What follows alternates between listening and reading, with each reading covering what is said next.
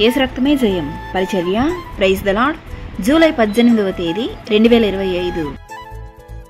కాబట్టి నయమానునకు కలిగిన కుష్టు నీకును నీ సంతతికిని సర్వకాలము అంటియుండును అని చెప్పగా, వాడు మంచువలే తెల్లనైన కుష్ఠము కలిగి ఎలీషా ఎదుట నుండి బయటికి వెళ్ళెను. 2 రాజులు 5వ అధ్యాయం 27వ వాక్యము. అవును క్రీస్తునందు ప్రియులారా, సిరియా దేశంలో ఉన్నటువంటి నయమాను అను ఒక మనుషునికి కుష్ఠము వ్యాధి కలిగి ఉండెను. సైన్యాధిపతి అయిన నయమాను ఎలీషాకు వెండి బంగారము ఇవ్వనున్నప్పుడు అది ఎలీషా తిరస్కరించి పంపివేసెను.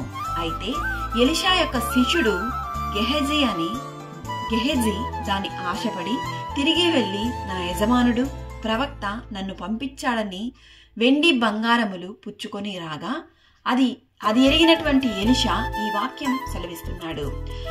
నయమానులకు కలిగిన కుష్టు నీకును నీ సంతతికిని సర్వకాలము కలిగి ఉండును అని. ఎందుకనగా శిష్యుడైన గెహజీ ఈ లోక ఆశల వైపు, లోకంలో ఉన్న వాటిని బట్టి ఆకర్షితుడై తన యజమానుడితో అబద్ధము పలికెను. అది మాత్రమే కాక వెండి బంగారమును ఆశించెను.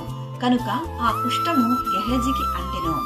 క్రీస్తునందు ప్రియులారా, దైవజనుడిగా ఉన్నప్పటికీ, ప్రవక్తల శిష్యులుగా ఉన్నప్పటికీ గెహజీ ఈ లోక సంబంధమైన ఆశల వైపు నుండి ఏ మాత్రము తన చూపును మలుచుకొనలేకపోయాను. కనుకనే ఇటువంటి వ్యాధిగ్రస్తుడాయను.